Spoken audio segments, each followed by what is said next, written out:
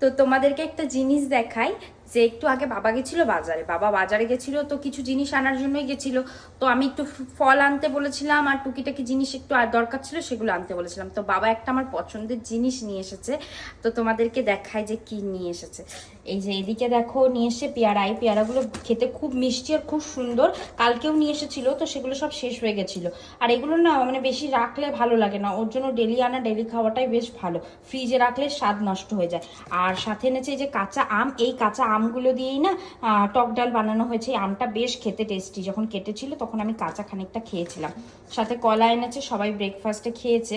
ব্রেকফাস্টে বলতে আমাদের ব্রেকফাস্ট ভীষণ বেলা করেই খাওয়া হয়, কেননা সবাই লেট করে ওঠে।